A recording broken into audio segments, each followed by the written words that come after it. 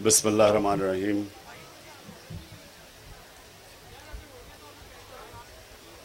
ایاک نعبد و ایاک نستعین۔ اللہ تیری عبادت کرتے ہیں اور تیرے سے مدد مانگتے ہیں۔ میں سب سے پہلے تو آپ سب سے معذرت چاہتا ہوں دیر سے آنے کی۔ میں university of management and technology کا شکریہ ادا کرتا ہوں کہ آج آپ نے مجھے دعوت دی، اور سبجیکٹ ہے کہ رول آف یوتھ، کہ نوجوان اس ملک کے لیے کیا کر سکتے ہیں، معاشرے کے لیے کیا کر سکتے ہیں۔ یہ بتانے سے پہلے میں صرف اب سب کو آج سے 40 سال پہلے، 45 سال پہلے یہ بتانا چاہتا ہوں کہ میں جب بڑا ہو رہا تھا تو پاکستان کیا تھا۔ جب میں 60s میں اسکول میں تھا اور اینڈ آف 60s یونیورسٹی میں جانے والا تھا، تو پاکستان تیسری دنیا کے اندر، تھرڈ ورلڈ میں سب سے تیزی سے ترقی کر رہا تھا۔ ہمارا جو اکنامک ماڈل تھا وہ ساؤتھ کوریا، جو ایک جائنٹ سمجھا جاتا ہے اکنامک آج کل، ہمارا اکنامک ماڈل ساؤتھ کوریا نے اپنایا تھا۔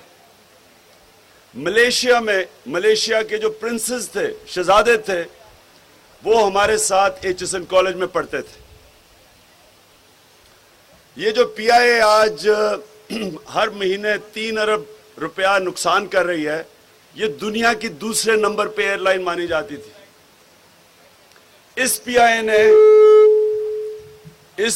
اے نے 7 ایئر لائنز بنائیں، جس میں ایک ایئر لائن تھی ایمریٹس، جو آج دنیا میں مانی ہوئی ایئر لائنز ہے۔ ہماری جو یونیورسٹیز تھی، میڈیکل کالجز تھے، سارے مڈل ایسٹ سے لوگ ادھر پڑھنے آیا کرتے تھے۔ پاکستان کی جو ڈگریز تھی وہ انٹرنیشنلی ریکگنائز تھی۔ پاکستان کے اندر جو رول آف لا تھا، انفراسٹرکچر تھا، وہ باقی تیسری دنیا سے ہم بہت آگے تھے۔ اور جدھر تک ہندوستان تھا، میں نے جب کرکٹ کھیلنی شروع کی تو ہم جب ہندوستان سے پاکستان آیا کرتے تھے 70s اور 80s میں، تو ایسے لگتا تھا کہ کسی غریب ترین ملک سے کسی امیر ملک میں آ گئے ہیں۔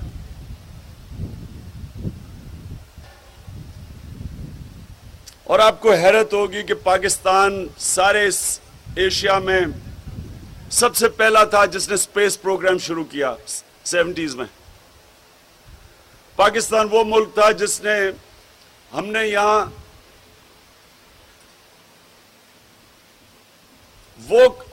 ہم نے وہ کام کیا، نیوکلیر، ساری مسلمان دنیا میں واحد نیوکلیر پاور تھا۔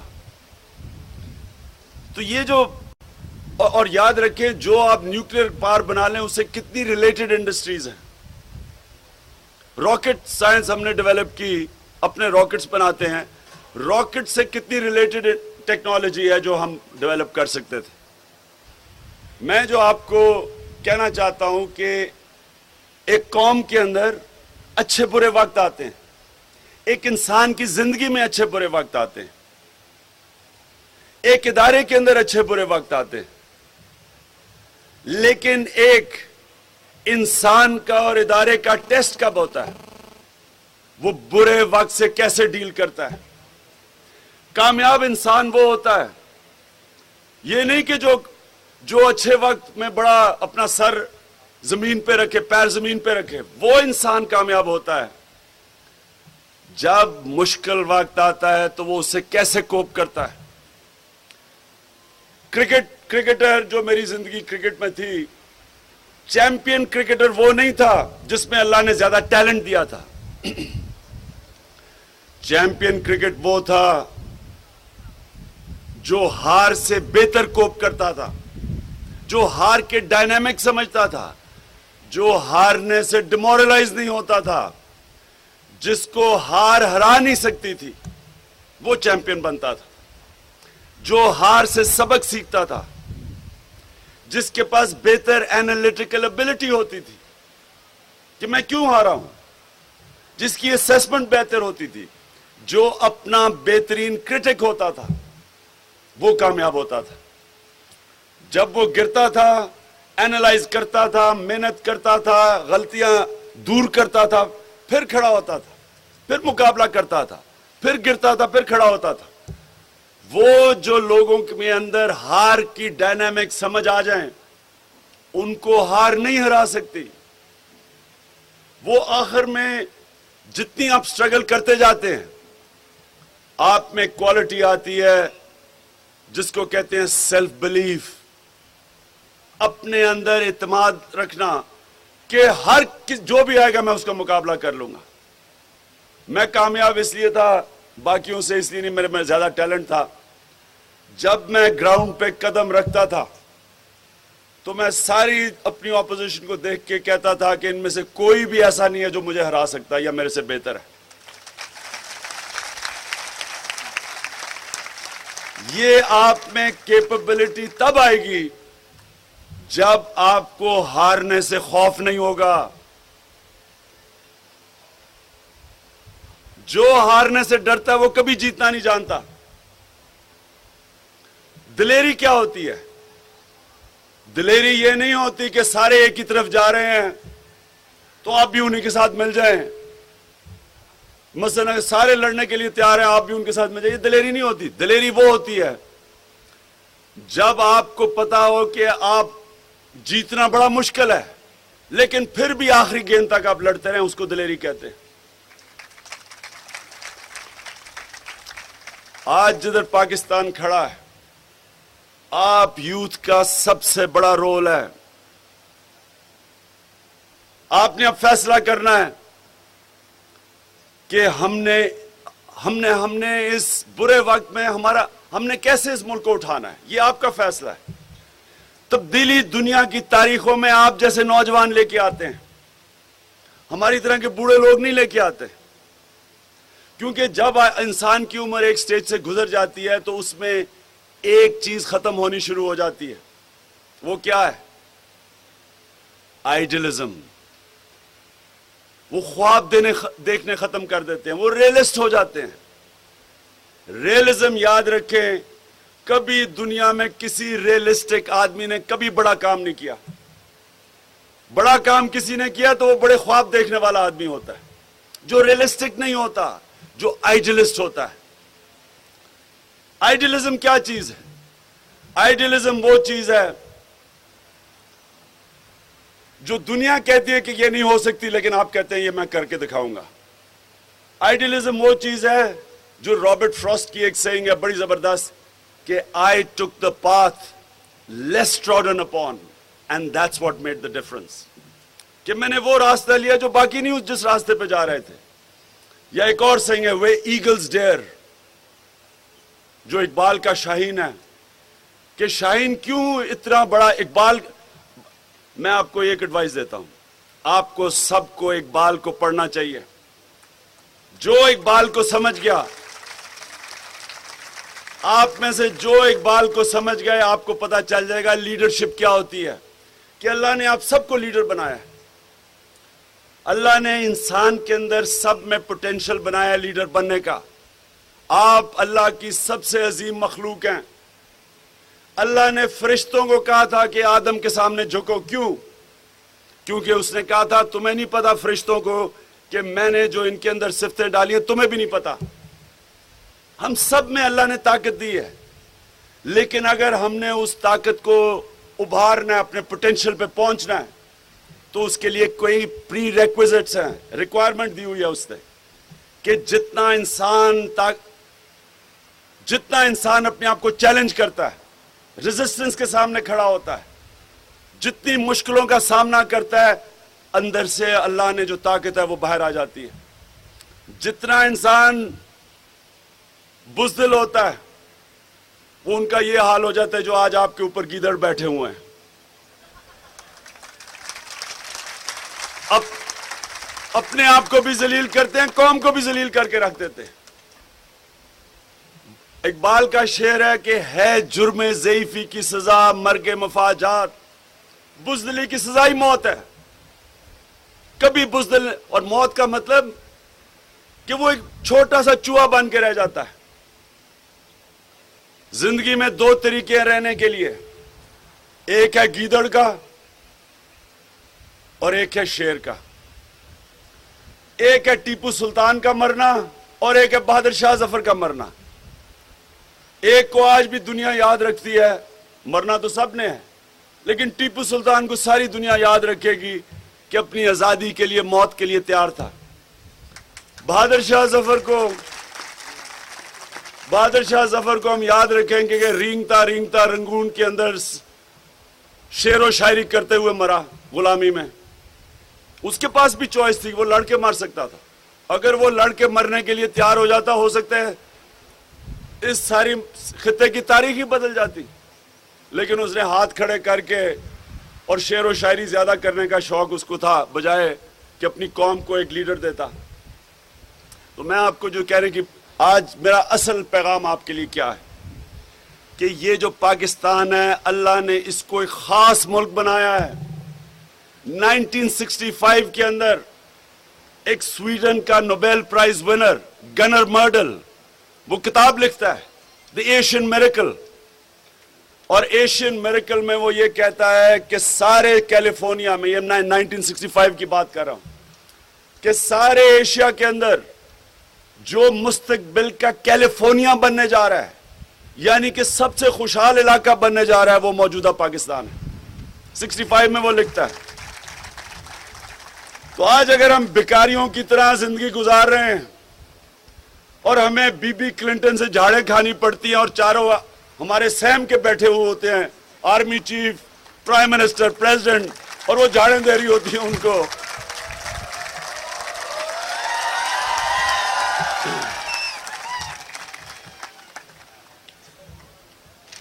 مجھے ابھی میسج آئی ہے کہ how can the youth help community service. میں اسی پہ ہی آ رہا ہوں, لیکن پہلے میں آپ کو بیک گراؤنڈ بتا دوں کہ آپ کا رول کیا ہے اس کے اندر, تبھی آپ ہیلپ کر سکتے ہیں نا. تو یہ جو آپ نے سچویشن دیکھا ہے, یہ اس لیے کہ ہمیں اپنی طاقت کا نہیں پتا. اس ملک کے پاس آپ کو پتا ہے جو ٹوٹل ایڈ ابھی تک آئی ہے, جس کی وجہ سے ہم یہ جو سب کر رہے ہیں, اپنی فوج سے اپنے لوگوں پر بمباری کر رہے ہیں, اور ایک حکم مل گیا نارتھ وزیرستان میں جانے کا. آپ کو پتا ہے کہ ٹوٹل امریکن ایڈ کتنی آئی ہے؟ $20 بلین, 20 ارب ڈالر. آپ کو یہ پتا ہے کہ پاکستان کے صرف جو بلوچستان میں تانبے اور سونے کے ریزروز کتنے ہیں؟ $260 ارب. آپ کو پتا ہے کہ اس سے زیادہ ریزروز وزیرستان میں پڑے ہوئے ہیں, 300-400 ارب ڈالر سے زیادہ ہیں. ہمارے پاس کوئلہ جو پڑا ہے تھر کے اندر, اس کا جو پوٹینشل انرجی کا ہے, وہ سعودی عربیہ, ایران اور عراق کا کمبائنڈ انرجی ریزرو سے زیادہ ہے. اتنا بڑا صرف تھر میں کوئلہ پڑا ہے. ابھی کوہاٹ کے اندر جو ہم نے ڈسکور کیے ہیں گیس کے ریزرو, سوئی گیس سے زیادہ ریزرو پڑے ہوئے ہیں. اس ملک کو جو اللہ نے زمین دی ہے, ایگریکلچر لینڈ دیا ہے, ایک ایکسپرٹ, پاکستانی ایکسپرٹ آسٹریلیا میں مجھے ملا آج سے 20 سال پہلے. وہ واٹر اور انڈر واٹر اور سوئل کا ایکسپرٹ ہے. اس کو آسٹریلین گورنمنٹ میں بہت زیادہ پیسے پہ ہائر کیا ہوا ہے. تو میں میچ کھیل رہا تھا, بڑی دیر کی بات ہے, وہ مجھے ملنے آیا تو کہتا کہ آسٹریلیا گندم ایکسپورٹ کرتا ہے. کہتا سارے آسٹریلیا کے اندر جو ٹاپ سوئل ہے, جو سب سے زرخیز چیز ہوتی ہے, وہ آپ کی ٹاپ سوئل ہوتی ہے, اور زمین کی کتنی طاقت ہے اس کی ٹاپ سوئل کے اوپر ہوتا ہے. تو کہتا سارے آسٹریلیا میں 6 انچ سے زیادہ ان کی ٹاپ سوئل نہیں ہے. آپ کو پتا ہے کہ یہ سارا جو پنجاب انڈس بیسن میں ٹاپ سوئل 6 فٹ ہے, 6 فٹ ٹاپ سوئل ہے. آپ سوچیں کتنی زرخیز زمین ہے یہاں. تو یہ وہ ملک ہے جو اللہ نے اس کو اتنا دیا, اور ایک ایسا پاپولیشن دیا ہے, یوتھ پاپولیشن. 50% ہماری جو آبادی ہے, 50% پاکستان کی آبادی 20 سال سے کم ہے, 70% آبادی 30 سال سے کم ہے. یہ اتنی بڑی طاقت ہے. اگر ہم اس کو پازیٹیو طریقے سے استعمال کر لیں, youth population, resources, overseas Pakistani, آپ کے جو اوورسیز پاکستانی ہیں 60 لاکھ, ان کا سالانہ آمدنی تو 18.5 کروڑ پاکستانیوں کے برابر ہے. ان کا جو اینیول جی ڈی پی ہے $160 ارب ہے. اگر ہم اس ملک کا نظام ٹھیک کر لیں تو جس قسم کا یہاں پیسہ آ سکتا ہے, انویسٹمنٹ آ سکتی ہے, آپ کو کسی کے سامنے جھکنے کی ضرورت نہیں ہے. چائنا کی اور انڈیا کی جو ڈیولپمنٹ میں تھی وہ اوورسیز چائنیز اور انڈین نے کی تھی. ان کی انویسٹمنٹ سے آج وہ ان کی گروتھ ریٹ 9-10% ہے. اتنا ہی بڑا ہمارا ساسا باہر بیٹھا ہوا ہے. برینز بھی ہیں, کیپٹل بھی ہے, ہیومن کیپٹل, فزیکل کیپٹل. اگر ہم اس ملک کے اندر انوائرمنٹ ٹھیک کر دیں تو یہ ملک ٹیک آف کر جائے گا. یہ 1 سال کے اندر ٹیک آف کر جائے گا. یہاں دنیا سے لوگ نوکریاں ڈھونڈنے آیا کریں گے, یہاں سے لوگ باہر نہیں جائیں گے. اس پہ اتنا پوٹینشل ہے. اب اس پوٹینشل کو کیسے ہم نے پورا کرنا ہے؟ یہ پوٹینشل تب ہوگا جب ایک چیز اس ملک میں آئے گی جس کو کہتے ہیں عدل اور انصاف, رول آف لا. دنیا میں کوئی ملک آج تک ترقی نہیں کیا جدھر رول آف لا نہ ہو. رومن ایمپائر دنیا کی سپر پاور کیوں بنا؟ کیونکہ رومن لاز تھے. باقی کو باربیرینز کہتے تھے, ان کے قانون نہیں تھے. رومن کے پاس لا تھا. مسلمان جب نیکسٹ سپر پاور بنے تو کیا بنیاد رکھی گئی؟ خلافت راشدہ میں عدل اور انصاف پہ. اور ہم ایک قدم آگے چلے گئے. ہم نے ایک تو عدل اور انصاف رکھا اور اس کے بعد ہم نے اس کو ایک ویلفیئر سٹیٹ بنایا. فلاحی ریاست, دنیا کی تاریخ کی پہلی فلاحی ریاست خلافت راشدہ میں بنی. پہلی دفعہ ریاست نے اپنے کمزور طبقے کی ذمہ داری لی. پینشنز انٹروڈیوس کرائی مسلمانوں نے. اس سے پہلے کانسیپٹ نہیں تھا کہ اسٹیٹ اپنے بوڑھوں کو دھیان رکھے گی. بیواؤں کو پیسے, معذوروں کو پیسے. ہینڈی کیپ جو آج باہر ہے, انگلینڈ کے اندر ہینڈی کیپ کو پیسے ملتے ہیں. اسکینڈینیویا میں پیسے آپ کو گورنمنٹ دیتی ہے, آپ ہینڈی کیپڈ ہیں. مسلمانوں نے پہلی دفعہ شروع کیا. پہلا مینٹل اسائلم مسلمان دنیا میں بنا 9th سینچری AD کے اندر.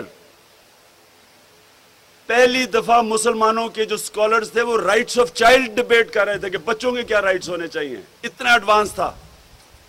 یونیورسٹیز مسلمانوں نے بنائی, سب سے پہلی یونیورسٹی. تو یہ وہ جو معاشرہ تھا وہ دنیا میں 700 سال تک دنیا کے سارے سائنٹسٹ مسلمان تھے, ٹاپ سائنٹسٹ مسلمان تھے. اس کی بنیاد خلافت راشدہ میں رکھی گئی. عدل اور انصاف, فلاحی ریاست اور ایجوکیشن ایمرجنسی. نبی صلی اللہ علیہ وسلم جب جنگ بدر ہوئی, آپ کو پتہ ہے سارے مسلمانوں کے پاس ہتھیار بھی نہیں تھے, کئی ڈنڈوں سے لڑے.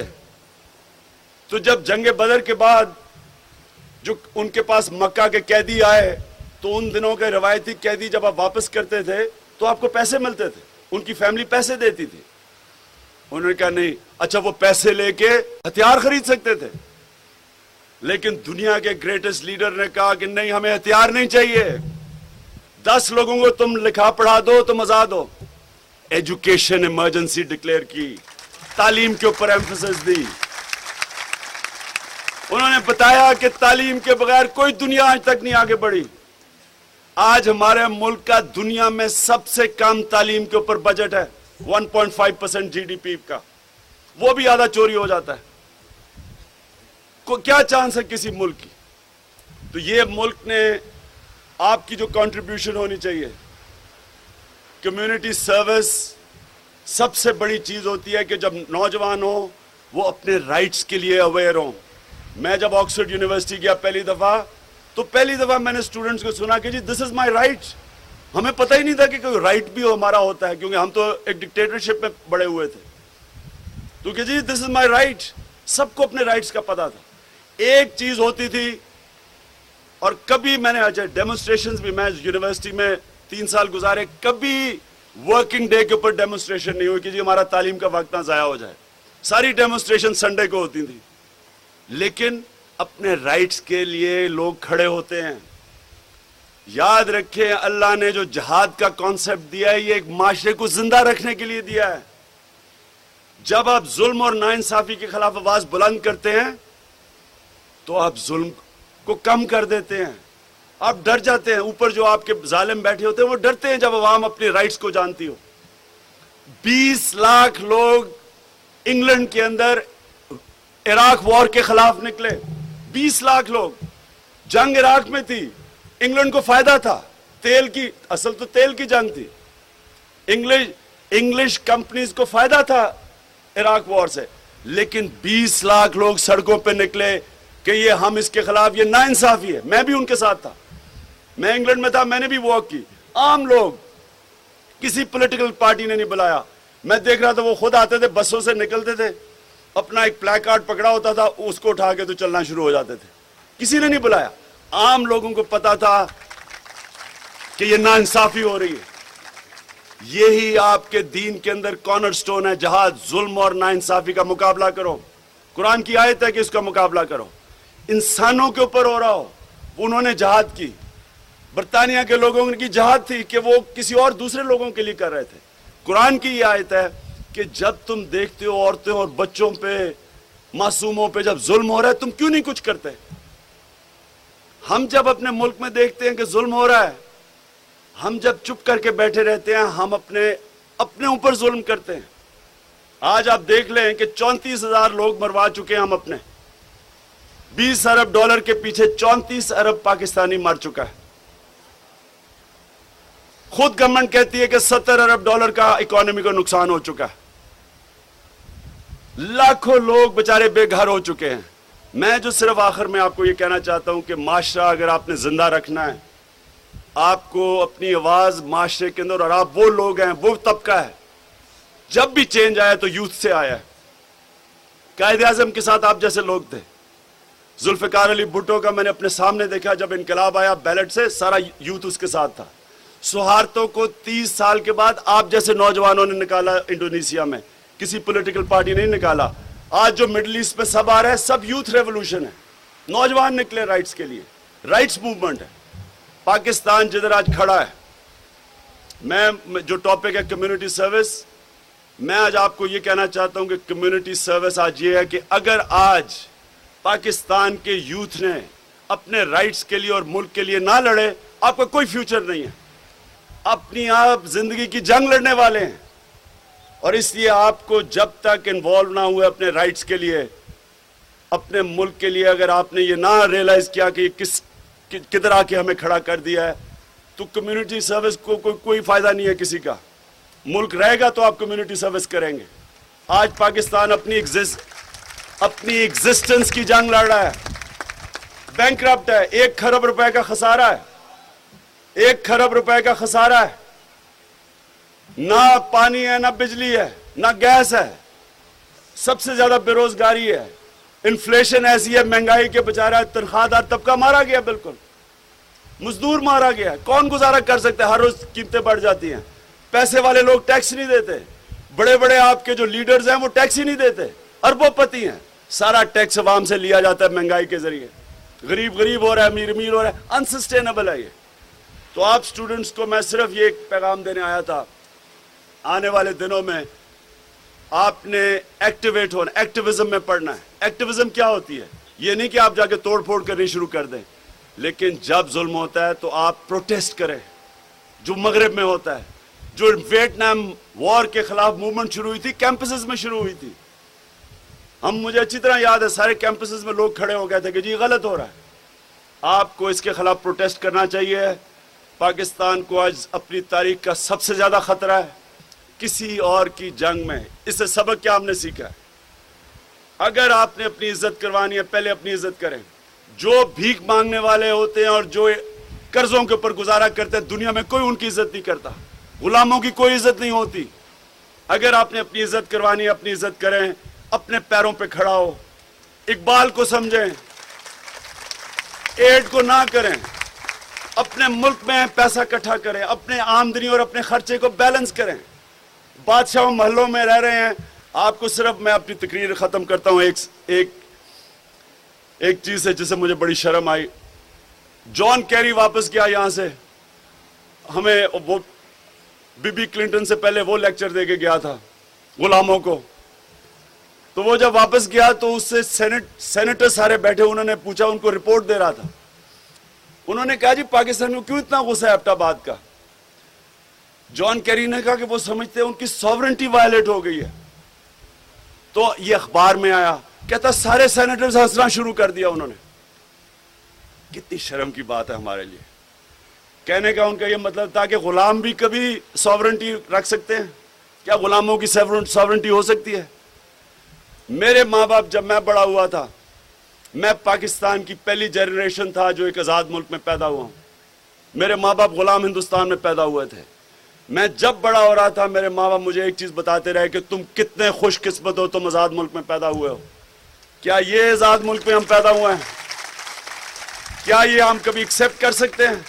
میں آپ کو یہ آخر میں کہتا ہوں کہ میں سمجھتا ہوں کہ غلامی سے بہتر موت ہے. ہم یہ کبھی ایکسیپٹ نہیں کریں گے.